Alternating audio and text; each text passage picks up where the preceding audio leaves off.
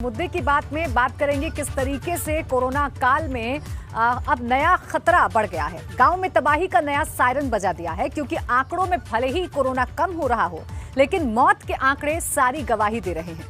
गांव में हालात इस कदर खराब होते नजर आ रहे हैं कि ना जांच हो रही है और ना इलाज, लेकिन सरकारी दावे हो रहे हैं कि सबसे ज्यादा जांच गांव में कराई गई है।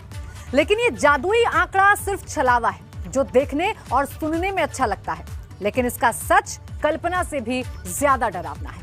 ये रिपोर्ट देखिए। पूरा उत्तर प्रदेश कोरोना की मार से जूझ रहा है। हालांकि पिछले 24 घंटों में आए 8,737 केस बता रहे हैं कि कोरोना की रफ्तार कम हो रही है, लेकिन गांव के हालात भयानक होते मंजर की तरफ इशारा कर रहे हैं, क्योंकि यूपी की 22 करोड़ आबादी में से 77.73% लोग गांव में रहते हैं, जिसे गणित के फॉर्मूले से जोड़ा जाए तो करीब 17.5 करोड़ की आबादी होती है। सरकारी आंकड़ों की बात करें तो अभी तक यूपी में 4.5 करोड़ कोरोना के टेस्ट किए जा चुके हैं, जिसमें सबसे ज्यादा 2 करोड़ 32 लाख टेस्ट गाँव में किए गए हैं। इसे लेकर सरकार अपनी पीठ थपथपा सकती है, पर गांव के खराब होते हालात और यहां की आबादी के हिसाब से देखें तो जांच की ये रफ्तार बहुत धीमी है।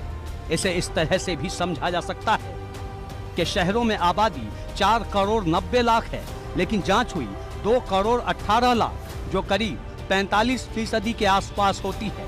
वहीं गांव की आबादी है 17 करोड़ 10 लाख, जहां सिर्फ 2 करोड़ 32 लाख लोगों के टेस्ट हुए, जो सिर्फ 10% से थोड़ा ज्यादा है। इन आंकड़ों में उन लोगों के आंकड़े भी शामिल हैं जिन्होंने अपनी जांच एक बार से ज्यादा बार करवाई है। अगर उन्हें अलग कर दिया जाए तो ये टेस्टिंग का प्रतिशत और कम हो जाएगा, क्योंकि सच तो ये है कि गांव में जांच के नाम पर ठीक से खाना पूर्ति भी नहीं हो रही। कोरोना से जांच की उचित व्यवस्था नहीं है। जो लोग सर्दी जुकाम से पीड़ित हैं, वो घरेलू दवाओं से किसी तरह अपनी जान बचाने की कोशिश कर रहे हैं, क्योंकि जहां शहरों में इलाज के बेहतर इंतजाम हैं, तब भी हालात ठीक नहीं, जबकि गांव में एक मामूली सी डिस्पेंसरी तक नहीं। सरकार के मुताबिक करीब 70,000 से भी ज्यादा निगरानी समितियां गांव में घूम घूम कर कोरोना संक्रमितों की पहचान कर रही हैं, लेकिन ये टीम सिर्फ जांच के नाम पर खाना पूर्ति कर रही है। एक गांव में एक टारगेट सेट कर लिया जाता है। 1,000 की आबादी पर सिर्फ 25 लोगों के टेस्ट सैंपल लिए जाते हैं, लेकिन कागजों में पूरे गांव का नाम लिख दिया जाता है। पर स्वास्थ्य विभाग की टीम की भी अपनी मजबूरियां हैं। उनके पास जांच के साधन बेहद सीमित हैं, मतलब वो चाह कर भी कुछ नहीं कर सकते। इसकी एक मानगी श्रावस्ती के दुर्गापुर के गांव में देखने को मिली, जहां एक पखवाड़े में 7 लोगों की मौत हो चुकी है और 70 से ज्यादा लोग सर्दी जुकाम जैसी बीमारी से जूझ रहे हैं। स्वास्थ्य विभाग की टीम नहीं आई थी, लेकिन आप लोग के थ्रू से जब आप लोग यहाँ पे आए हैं, जब उनको ये भनक लगी है कि मीडिया वहाँ पहुँच चुकी है, तब तत्काल वो आए हुए हैं। 10 के 15 दिन के अंदर श्रीमान जी 7-8 लोग की मौत हो चुकी है, और हमारी जनसंख्या हमारी ग्राम सभा की 5,000 से ऊपर है, जो कई लोग अभी संक्रमण में सर हैं। लेकिन हैरान करने वाली बात यह है कि स्वास्थ्य विभाग की तरफ से यहाँ कोई सुध लेने नहीं पहुँचा।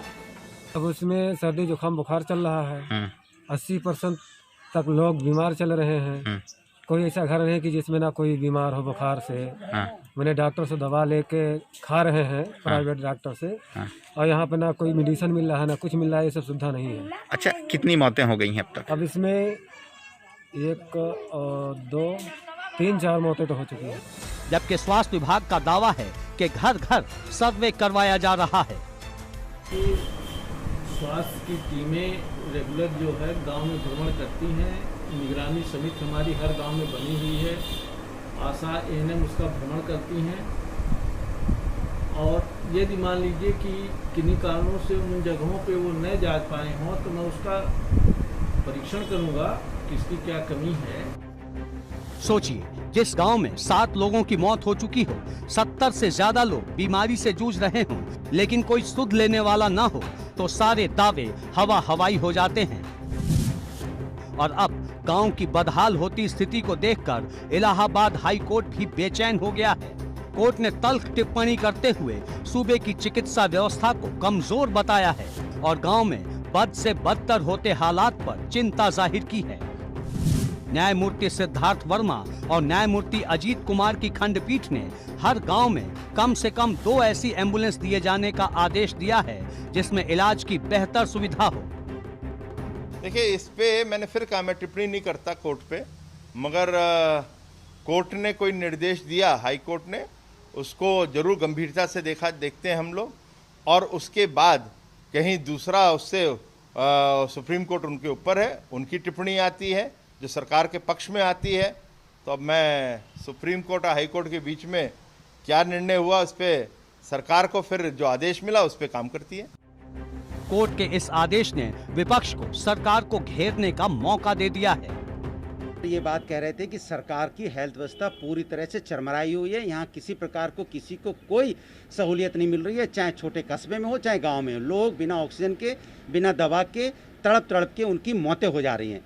तो मेरी बात सरकार झुठला देती थी और ये सरकार, उत्तर प्रदेश की सरकार की झूठ की पोल खोलता है उच्च न्यायालय ने भी बोल दिया, माननीय उच्च न्यायालय भी कह रहे हैं कि उत्तर प्रदेश की जो व्यवस्थाएं हैं जो गांव में और जो छोटे कस्बों में, वो तो राम भरोसे हैं।